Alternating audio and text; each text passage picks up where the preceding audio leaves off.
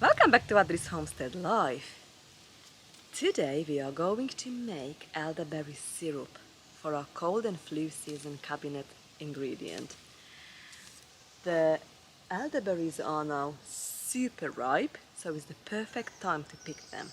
We are going to pick the elderberries and we are going to make cold and flu elderberry syrup together.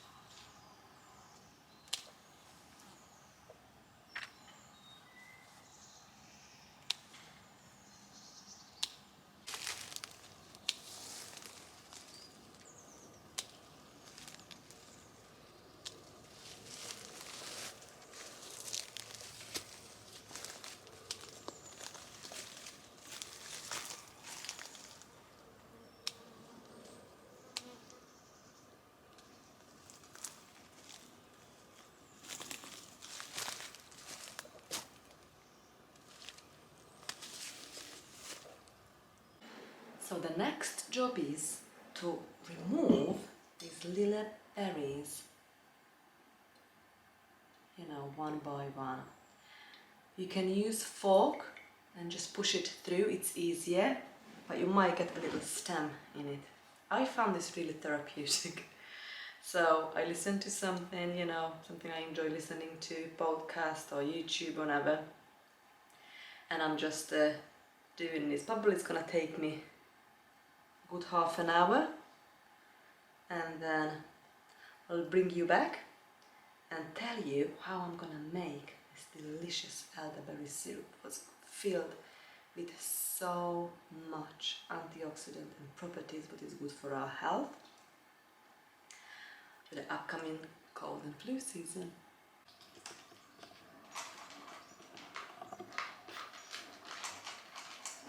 We've just tried the sweet corn.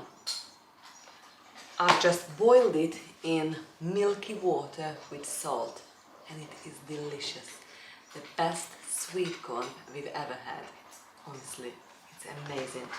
At some point, we're gonna have to make this together. Also, I've got 4 cups of leftover of the elderberry, and we need to process this. I think I'm going to freeze this. I was thinking about freeze dry it. We'll see. I might just freeze it and leave it in a freezer, or freeze dry it. We'll see how it goes. So I'm just going to put it in a freeze dry tray anyway for freezing it. I don't want to put too much on it. It might make actually more than one tray. I'll go and grab another one.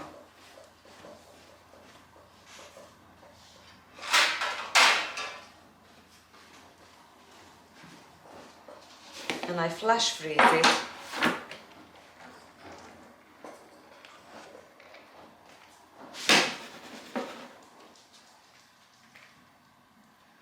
I try to put this ideally in one layer. Kind of in a one layer.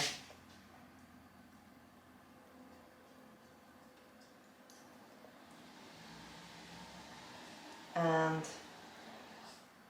I did successfully freeze dry this before, but we have to paste it, and I've got this little tenderizer, like a meat tenderizer I use. Otherwise it's not freeze dries really well, so I'm not sure whether we're gonna freeze dry this or just leave it in a freezer. Like a flash freeze it like that, and then we put it in a plastic bag. It made me like a 2 freeze dryer tray full of elderberries. I'm going to put this in a freezer. The ingredients are, I've got 1 cup of freshly picked elderberries. I'm going to use 2 cups of water, 1 cup of raw honey, and I'm going to put a cinnamon stick to mine. You don't have to, you can also put some other ingredients. Also, we're going to need a pot where we put the 2 cups of water and put it on medium-high heat to bring that to a boil. As soon as it's boiling, we are going to put the elderberries and we're going to simmer it for 15 minutes. We are going to take it off, cover it with lid and leave it for another 20 minutes. In this case, we're going to have a very strong elderberry tea. We'll let it to cool slightly before we stir the 1 cup of honey in it. Make sure it's all dissolved. Also, I'm going to put this actually with the berries to the water. After I'm going to use this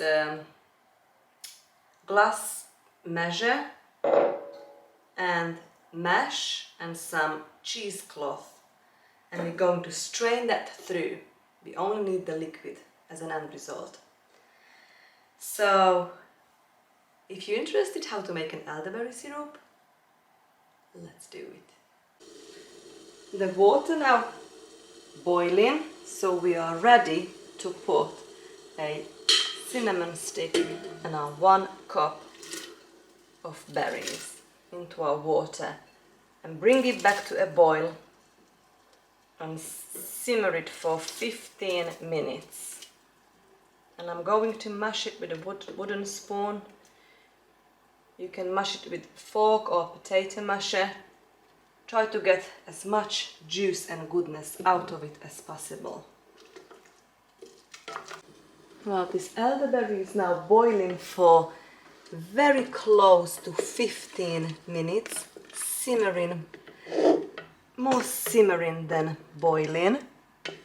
We'll give it 2 more minutes and we're going to take it off the heat, cover it with a lid and let it steep for another 20 minutes. In our family, this is I think one of the biggest, most effective cold remedy. Reduce symptoms of common cold or flu.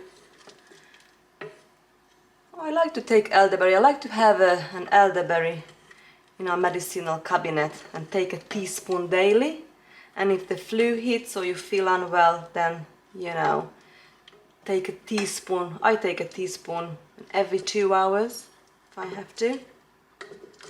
But it contains, you know, fiber, vitamin C, iron, potassium. It's a very good antioxidant. I'm just trying to smash it a bit if I can with this wooden spoon. Anti-inflammatory, you know, so many good properties. Protects our heart, help with digestion, diarrhea. The biggest antiviral, you know, I think the antiviral properties, antioxidant, boost our immune system. It's one of, honestly, my favorite cold and flu remedy. So I think we've done. We are ready to take this off the heat, and I'm going to put the lid on and just leave it here to brew for another 20 minutes. I've discarded the cinnamon and we are pushing through this sieve as much liquid as we can to this glass jug. And that water, it's so dark, it's lovely. It's like a very strong elderberry syrup stage. I'll show you in a sec. I'm going to push as much through. I don't want to waste any because all the goodness is in there. In this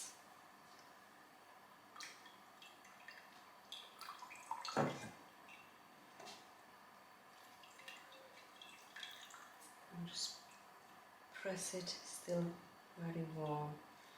I just try to get as much goodness out of it as possible.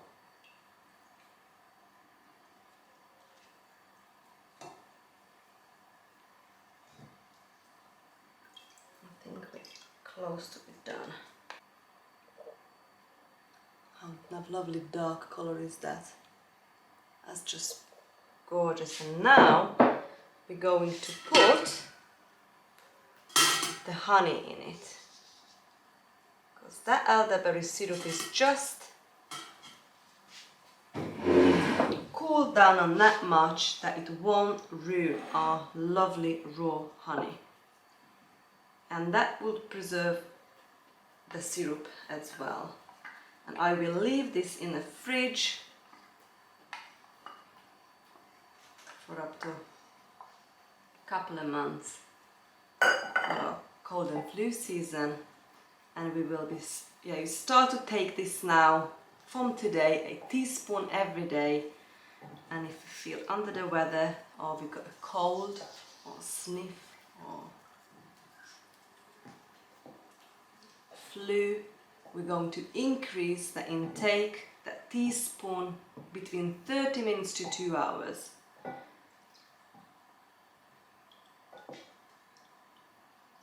I'm going to stir this until all the honey dissolves. It smells delicious. You would be surprised, actually, the elderberry syrup is one of our favorite tasting in our medicinal cabinet.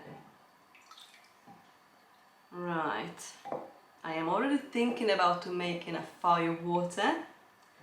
It's our second most popular cold and flu season medicine, and the main ingredients to that is the cayenne pepper, and I have got lots of cayenne pepper ready to pick, so that might be our next remedy to make. Right, this is now done. All the honey dissolved. Then we've got one more job to do, to pour this to this bottle. I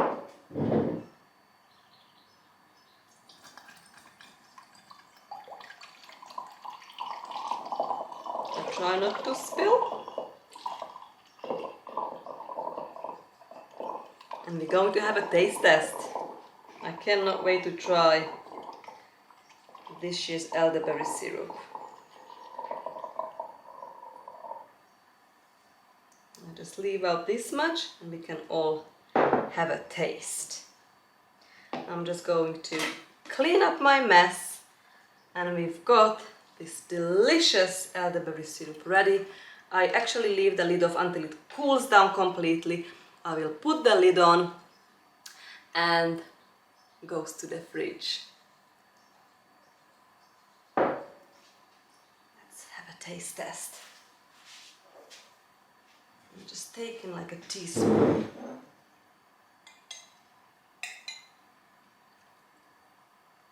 That's delicious. Delicious. It's time to take the elderberry syrup. I'm only taking like a teaspoon, so I'm just trying to measure a little teaspoon in this shot.